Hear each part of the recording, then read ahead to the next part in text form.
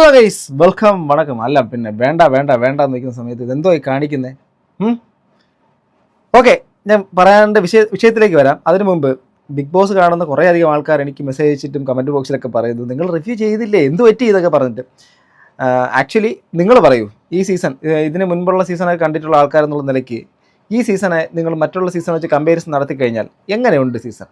എൻ്റെ ഒരു അഭിപ്രായത്തിൽ ഞാൻ പറഞ്ഞു കഴിഞ്ഞാൽ ഇപ്പോൾ ഇച്ചിരി കുഴപ്പമില്ലാതെ വരുന്നു. പക്ഷേ ഇതുവരെ കുറച്ച് നാളുടെ മുമ്പ് വരെയുള്ള സംഭവങ്ങൾ പലതും കേട്ടതും കൊണ്ടും അറിഞ്ഞതുകൊണ്ടും വെച്ചിട്ട് ഒരു കുഴഞ്ചൻ സെറ്റപ്പിലൊക്കെ തന്നെയായിരുന്നു. തുടക്കത്തിൻ്റെതായിട്ടുള്ള സംഭവമൊക്കെ മാറുന്ന സമയമൊക്കെ കഴിഞ്ഞിട്ടും ഒരു ഒരു ഒരു പിക്കപ്പ് ഇല്ലാത്ത ഒരു സംഭവം പോലെയൊക്കെ പോയി.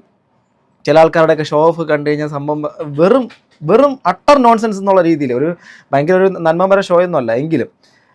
അപ്പോൾ നിങ്ങളുടെ അഭിപ്രായം പറയൂ. നല്ല ഗെയിമേഴ്സ് ആരുണ്ട്, ഗെയിമേഴ്സിനെ കുറിച്ച്, അല്ലാതെ വലിയ ഫാൻ ഫോളോവേഴ്സിനെ കുറിച്ചുള്ള ഗെയിമേഴ്സിനെ കുറിച്ച്. ആദിലാന്ന് പറഞ്ഞ നല്ല ഗെയിമറാണ്, അനുമോൾ നല്ലൊരു ഗെയിമറാണ്, പിന്നെ എന്താ പറയുക, നമ്മുടെ അനീഷ് കുഴപ്പമില്ല, പുള്ളിക്കാരൻ്റെ ഗെയിമറാണ്.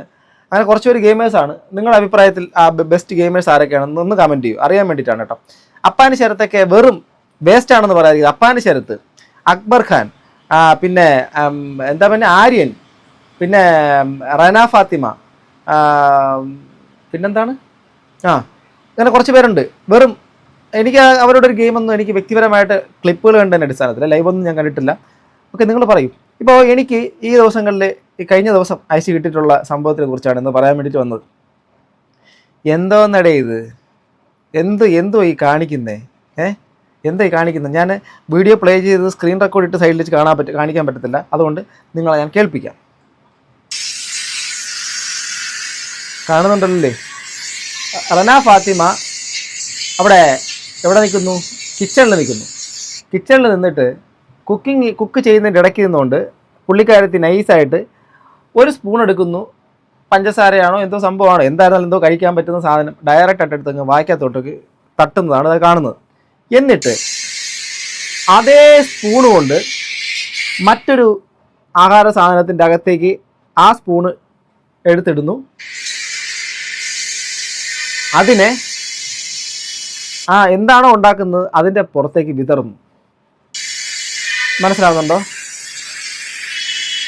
നിങ്ങൾ മനസ്സിലാക്കേണ്ട ഒരു കാര്യമുണ്ട്. അല്ല, ഈ കുട്ടി ശരിക്കും എന്താ പറയുക, പ്രായത്തിൻ്റെ ഇതൊക്കെ നമ്മൾക്ക് വിടാം. കാരണം ഇതിനെക്കാട്ടിലും പ്രായം കുറവുള്ള, ഇതിനെക്കാട്ടി പക്വതയുള്ള പിള്ളേരും ഇതിനെക്കാട്ടിലൊക്കെ സമൂഹത്തിൽ നമ്മൾ കാണുന്നുണ്ട്, അറിയുന്നുമുണ്ട്. പക്ഷേ ഈ എങ്ങനെ പറയൂടെ, എന്നാലും പറയാതിരിക്കാൻ നിവൃത്തിയില്ല. എന്ന് വെച്ചാൽ പറയട്ടെ, താൻ എന്തോ വലിയ സംഭവമാണ്, തനിക്ക് എന്തൊക്കെയോ ഭയങ്കര സമാനതകളില്ലാത്ത രീതിയിൽ, അതിർ വരുമ്പോഴൊക്കെ ഇല്ലാത്ത രീതിയിൽ താൻ വലിയ സംഭവമാണെന്നൊക്കെ തെളിയിക്കാൻ വേണ്ടിയിട്ടുള്ള ഒരു ത്വര പോലെയൊക്കെ തോന്നുന്നുണ്ട്. ബിഗ് ബോസ് ഷോ എന്നുള്ളൊരു ഷോയുടെ അകത്ത് സ്വാഭാവികമായിട്ടും ഈ തരത്തിലുള്ള ഇച്ചിരി അഹങ്കാരവും ധാർഷ്ട്യവും ദേഷ്യവും ഒക്കെ കാണണം. കാരണം ടോക്സിക് ഷോയാണ്, അത് അങ്ങനെ തന്നെയാണ്. മനുഷ്യൻ്റെ എല്ലാ തരത്തിലുള്ള വികാരങ്ങളും അവിടെ എക്സ്പോസ്ഡ് ആവും.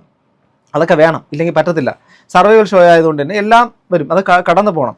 അപ്പം ഈ പുള്ളിക്കാരത്ത് ഇന്ന് ചെയ്യുന്നത് ചിലപ്പോൾ നാളത്തെ ഇവരുടെ ഗെയിമൊക്കെ ചിലപ്പം നന്നായിട്ട് ബെറ്റർ ആയേക്കാം, ഇല്ല ആയിരിക്കാം, ആവാതിരിക്കാം.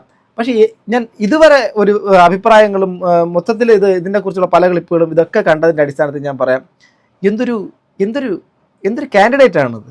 ഇതെന്തിനാണ് ഈ ബിഗ് ബോസ് ഹൗസിൻ്റെ അകത്തൊക്കെ ഇതിനെയൊക്കെ പിടിച്ചുകൊണ്ട് കൊണ്ടുവന്നത്? എന്തിനാണ്? ആ പ്രായത്തിനെ ഞാൻ ബഹുമാനിക്കുന്നത് കൊണ്ട് ഞാൻ അത്രത്തോളം ഒന്നും ഞാൻ പറയുന്നില്ല. എന്തൊരു വിരോധാഭാസമൊക്കെ കാണിക്കുന്നത്.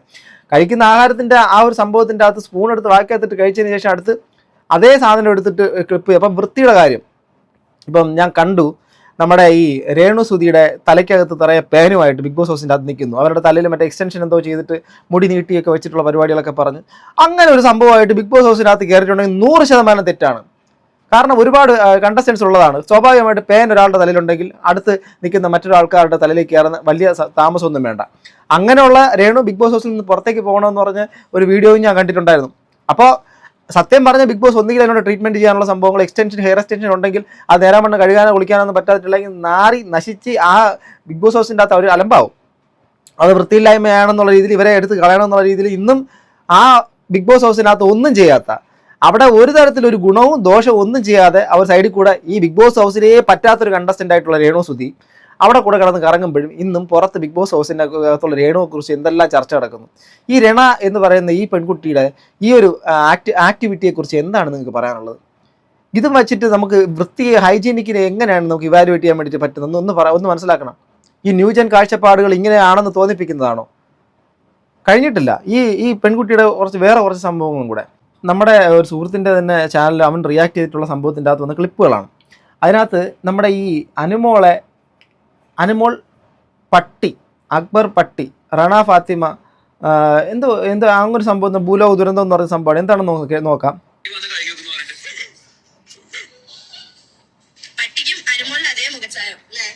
പട്ടിക്കും അനുമോളുടെ അതേ മുഖഛായ. ഈ വംശീയ അധിക്ഷേപം എന്നുള്ള സാധനം കേട്ടിട്ടുണ്ടോ? പണ്ട് ഒരു ക്രിക്കറ്റ് മാച്ച് നടക്കുന്ന സമയത്ത് ശ്രീശാന്ത് അദ്ദേഹത്തിൻ്റെ പേര് ഞാൻ മറന്നു, അറിയുന്നവരൊന്ന് കമൻറ്റ് ചെയ്യട്ടോ, അദ്ദേഹത്തിൻ്റെ മുഖത്തിൽ ഇങ്ങനെ വെച്ചിട്ട് വല്ലാത്ത രീതിയിൽ ഇത് കാണിച്ചതിന് ശേഷം അത് എന്തൊക്കെയായി മാറി എന്നുള്ള കാര്യം കണ്ടവർക്കറിയാം. ഒരു വ്യക്തിയെ മറ്റൊരു മൃഗവുമായിട്ട് ഏറ്റവും ലോയലായിട്ടുള്ള ഒരു അനിമലാണ് നമ്മൾ വളർത്തുന്ന, നമ്മുടെ മനുഷ്യന് ആഹാരം കൊടുത്ത മനുഷ്യൻ നന്ദി കാണിച്ചിട്ടില്ലെങ്കിൽ നന്ദി കാണിക്കുന്ന ഒരു ജീവിയാണ്. എൻ്റെ വീട്ടിൽ 2 ഉണ്ട്. അത് എന്താണ് നായ എന്ന് പറയുന്ന സംഭവം. അതിന് അനുമോളുടെ മുഖം പട്ടിയുടെ മുഖം പോലെ എന്നുള്ള രീതിയിലൊക്കെ പറഞ്ഞിട്ട് അങ്ങ് കളിയാക്കുന്നു. അത് എന്ത് തരത്തിലുള്ള താരതമ്യമാണെന്ന് ചിന്തിക്കണം. എന്ത് തരത്തിലുള്ള താരതമ്യം ഒരു കൂട്ടത്തോടെ. ഇപ്പോൾ കുറേ കമൻറ്റ് ബോക്സിൽ കണ്ടു, എന്തോ ഈ റണ ഫാത്തിമ എന്ന പെൺകുട്ടി എന്തോ ചൈനയിലൊക്കെ ഉള്ള ചൈനീസ് ഭാഷയിലൊക്കെ തെറി പറയുന്നു, എന്തൊക്കെ പറയുന്നു. ഇതൊക്കെ എന്തുവാണ് ഇത്? ഒരു കാര്യമുണ്ട്, ബിഗ് ബോസ് ഹൗസിൻ്റെ അകത്ത് ഇങ്ങനെയൊക്കെയുള്ള സംഭവങ്ങളും കൂടെ ഒക്കെ വേണം. ഇവരെ പോലുള്ള ആൾക്കാർ അവിടെ നിൽക്കുന്നിടത്തോളം ഇവരാരെയാണോ ആക്രമിക്കുന്നത് ആ വ്യക്തിക്ക് സപ്പോർട്ട് കൂടും. അതാണ് ഈ കാലഘട്ടത്തിലൊക്കെ. നിങ്ങൾക്ക് അതിനോട് ഇറിറ്റേഷൻ തോന്നുവാണെങ്കിൽ തീർച്ചയായിട്ടും ആ ഇറിറ്റേഷനിലൂടെ നിങ്ങൾക്ക് ചിലപ്പോൾ ഇഷ്ടപ്പെട്ട ഒരു മത്സരാർത്ഥിയെ നിങ്ങളുടെ മനസ്സിലേക്ക് കിട്ടുമെന്നുള്ളതാണ്.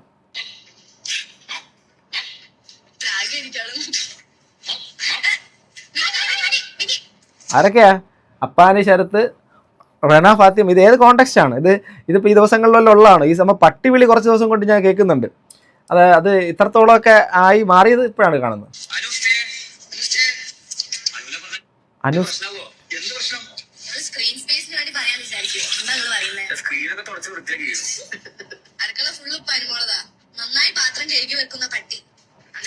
നന്നായി പാത്രം കഴുകി വെക്കുന്ന പട്ടി.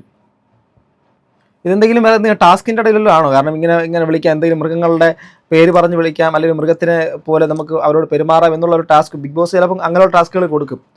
മനസ്സിലാവുന്നുണ്ടോ? അപ്പോൾ അങ്ങനെ വല്ല സംഭവത്തിൻ്റെ ഭാഗമായിട്ടുള്ളതാണോ? അറിയുന്നവരൊന്ന് കമൻറ്റ് ചെയ്യാം കേട്ടോ. അല്ല എങ്കിൽ ഇങ്ങനെയൊക്കെയുള്ള സാധനങ്ങളൊക്കെ ചോദ്യം ചെയ്യാതെയൊക്കെ ബിഗ് ബോസ് പോകുന്നെങ്കിൽ ഈ ഷോയുടെ ഒരു വാല്യൂ എന്താണ്? കുറച്ച് മുമ്പ് കണ്ട ആഹാരം എന്നുള്ള സാധനത്തിനെ ഇത്രയും നമ്മൾ വളരെയധികം നമ്മുടെ ജീവിക്കുന്ന എന്തിനാ? പലരും പറയും ജീവിക്കുന്ന ആഹാരം കഴിക്കാനെന്ന് കളിയായിട്ട്. സത്യം പറഞ്ഞാൽ ആഹാരം കഴിച്ച് തന്നെയാണ് ജീവിക്കാൻ പറ്റുക. ഇല്ല, ആഹാരം അല്ലെങ്കിൽ നമുക്ക് ജീവിക്കാൻ പറ്റും? ഇല്ല. അപ്പോൾ അവിടെ ഒരുപാട് മത്സരാർത്ഥി, ഒരുപാട് വ്യക്തികളുള്ള സ്ഥലത്ത്, ആ സ്ഥലത്ത് പലർക്കും ഉണ്ടാക്കുന്ന ആഹാരമായിരിക്കാം, എന്തും ആയിരിക്കാം. അതിനുശേഷം ഇവരത് ആ ഒരു വായ്ക്കകത്ത് ഇതെല്ലാം ഇട്ട് വായ്ക്കകത്ത് നിന്നുള്ള ഉമിനീരോ മറ്റുള്ള സംഭവങ്ങളെല്ലാം പറ്റി ആ സാധനത്തിൽ വീണ്ടും കുത്തിയിട്ട് ഈ ഭക്ഷണ പദാർത്ഥത്തിൻ്റെ വീണ്ടും ഇടുന്ന സമയത്ത് എന്തായി? കണ്ടാമിനേറ്റഡ് ആവുന്നില്ലേ? അത് ശരിക്കും ആ സാധനം മോശമാവുന്നില്ലേ? ഇതൊക്കെ ബിഗ് ബോസ് ചോദ്യം ചെയ്യണ്ടേ? ലാലേട്ടൻ വരുമ്പോൾ ചോദ്യം ചെയ്യുമോ? കാണാം.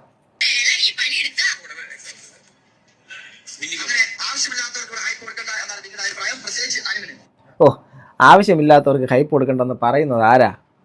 ഈ വാണമെന്നൊക്കെ പറഞ്ഞു കഴിഞ്ഞാൽ കുറഞ്ഞു പോകും. സത്യം പറഞ്ഞ ചില ആസ്ഥാന റോക്കറ്റുകൾ ഈ ബിഗ് ബോസ് ഹൗസിനകത്തുണ്ട്. അതിനകത്ത് അങ്ങനെ പറയുന്നതിനകത്ത് വല്ല പ്രശ്നമുണ്ടോ? പറയുന്നതിനകത്തൊരു പ്രശ്നമൊന്നും. എന്നാലും ഈ നമ്മളിപ്പോൾ ആകാശത്തേക്ക് പോകുന്ന റോക്കറ്റുകളെ, അതുപോലെ തന്നെ ദീപാവലിക്ക് വിടുന്ന ആകാശത്തേക്ക് പറത്തി വിടുന്നതിന് എലിവാണോ എന്നൊക്കെ പറയും. അതുപോലത്തെ വാണങ്ങൾ. അതിൽ പ്രധാനപ്പെട്ട ഒന്നാമത്തെ ഇതിൻ്റെ അകത്ത് പെടുന്ന ഒരാളാണ് ഈ അപ്പാനി ശരത്ത്. രണ്ടാമത് വരുന്ന ഒരാളാണ് ഈ ആര്യൻ എന്ന് പറയുന്ന ഒരുത്തൻ. പിന്നെ ഈ മൂന്നാമത് ഇതിൻ്റെ അകത്ത് പെടുന്ന ഒരാളാണ് ഈ റന ഫാത്തിമ. പിന്നെയും ഇതിനകത്ത് വേറെയും ഘടകങ്ങളും ഇതിൻ്റെ അകത്തുള്ള മിക്സ് അക്ബർ ഖാൻ. ഇങ്ങനെ കുറേ ടീംസുകളുണ്ട്. ഇവരവിടെ നിൽക്കുന്നിടത്തോളം കാലം ഇവർ കാരണം മറ്റ് പല കണ്ടസ്റ്റൻസ് ഉയർന്നു വരും. അത് വേറെ സംശയമൊന്നും വേണ്ട.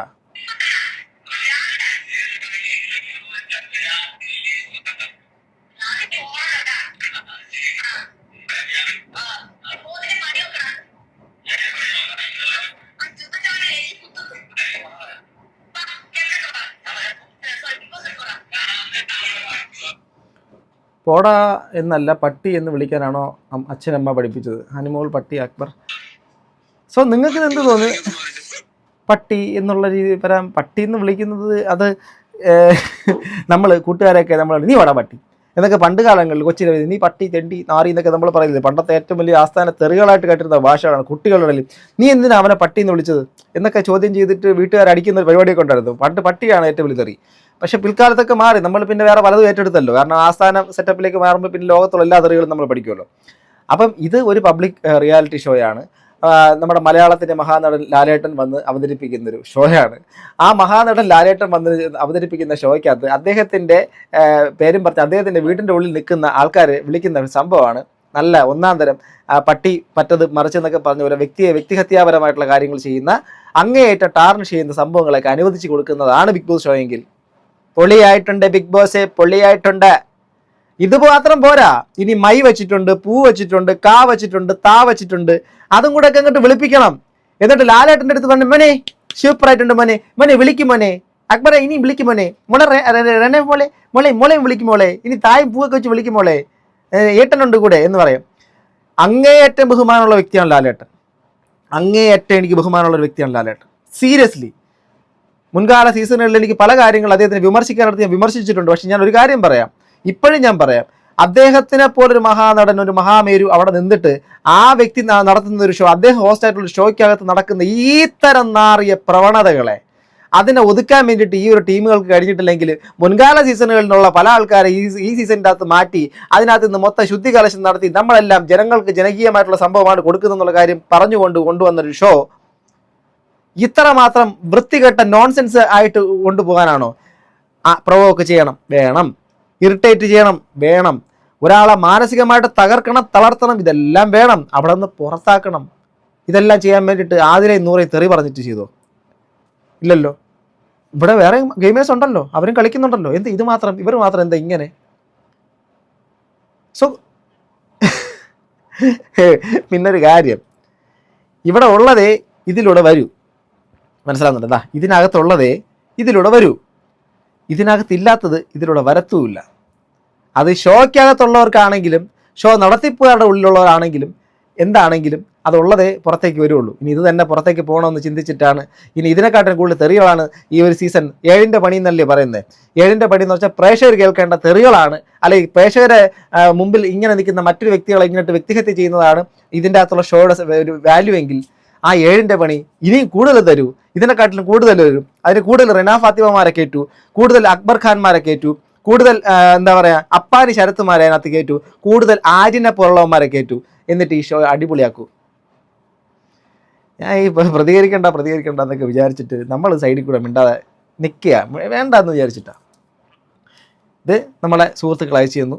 ഞാനതുകൊണ്ട് അവരെ ഞാൻ ബഹുമാനിക്കുന്നത് കൊണ്ട് മാത്രം ഞാനിവിടെ പറയുന്നു. ഏതിനും മറ്റേ രേണു സുധി എന്നൊക്കെ പറഞ്ഞു. ഞാൻ ഒരു കാര്യം എഴുതി വെച്ച് പറയാം എൻ്റെ പൊന്നു സുഹൃത്തുക്കളെ, ബിഗ് ബോസ് ഹൗസിൽ കയറുന്നതിന് മുമ്പേ ഞാൻ പറഞ്ഞിട്ടുണ്ടായിരുന്നു രേണു സുധി ബിഗ് ബോസ് ഹൗസിൻ്റെ ഒരു കണ്ടസ്റ്റൻ്റ് ആവാൻ ഒരു തരത്തിലും അതിനുള്ളൊരു സംഭവം ഉള്ളതല്ല. അവർ പോകരുതേ എന്നാണ് ഞാൻ പറഞ്ഞത്. അവർ ചെന്ന് വലിഞ്ഞു കയറിയ സമയത്ത് അവരെക്കുറിച്ചൊക്കെ പറഞ്ഞ പല കാര്യങ്ങളും കോൺട്രവേഴ്സി, അകത്ത് കയറി കിടന്ന് ഭയങ്കര കോൺട്രവേഴ്സി ആവുമെന്ന് വെച്ചാൽ എന്ത് കോൺട്രവേഴ്സി, എന്തൊക്കെ കോൺട്രവേഴ്സി? ഒന്നുമില്ല. അവിടെ ഈ പറഞ്ഞാണെങ്കിൽ കുളിക്കാൻ നനയ്ക്കാതെയും പോയിട്ട് ഈ മറ്റേ ഈ തലയ്ക്കകത്ത് ഈ പേനും വെച്ചുകൊണ്ട് പോയി ആ പറഞ്ഞ പരിപാടികളൊക്കെ ചെയ്തിട്ടുണ്ടെങ്കിൽ അങ്ങനെയുള്ള ആൾക്കാരൊക്കെ എടുത്ത് പുറത്ത് വേണം. അത് രേണു അല്ല ആരാണെങ്കിലും. എന്തിനാണ് നിർത്തിയിരിക്കുന്നത്? രേണുവിന് എന്തെങ്കിലും ഗെയിം ഉണ്ടോ? ബിഗ് ബോസിൻ്റെ അകത്ത് എന്തെങ്കിലും രേണുവിന് ചെയ്യാൻ പ്രത്യേകിച്ച് ഒരു സംഭവം ഉണ്ടോ? ഒന്നുമില്ല. എന്നാൽ നമ്മളവിടെ പോയിട്ട് പ്രതീക്ഷ എന്താ? രേണു സുധി ബിഗ് ബോസ് ഹൗസിൻ്റെ അകത്ത് കയറ്റി അടുത്ത ദിവസം മുതൽ എല്ലാവരും തലയിൽ ചെന്ന് കയറി മറ്റേന്ന് എടേ ഞാൻ അന്നും ഇന്നും പറഞ്ഞു അതൊരു സാധു സ്ത്രീയാടേ, അതിന് പ്രത്യേകിച്ച് ഒന്നും പറയണം, ഇവിടെ എന്ത് പറയണം, സന്ദർഭോചിതമായിട്ട് പറയാനോ വകതിരിവെന്നുള്ള കാര്യമോ അതിനുള്ള ബുദ്ധിയോ മറ്റുള്ള കാര്യങ്ങളൊന്നും ഇല്ല. ജീവിച്ച് പോട്ടെന്നേ ഞാൻ അന്നും പറഞ്ഞിട്ടുള്ളൂ, ഇന്നും പറയുന്നത് ജീവിച്ച് പോട്ടെ, അതിനെ വിട് എന്ന് ഞാൻ അന്നും ഇന്നും അതേ പറയുന്നുള്ളൂ. അതിന് ഒരുപാട് മാനസികമായിട്ട് നിങ്ങൾക്കും എനിക്കൊക്കെ പറ്റുന്ന ഒരുപാട് കാര്യങ്ങളൊക്കെ പറ്റി. ഇത് പറയുമ്പോൾ വീണ്ടും നിങ്ങൾ വേറെ കഥ പറയും. സോ ഞാനിപ്പോൾ ഈ പറഞ്ഞ ടീമുകളെ കുറിച്ചൊക്കെ ഇത്ര തന്നെ പറയാനുള്ളത്.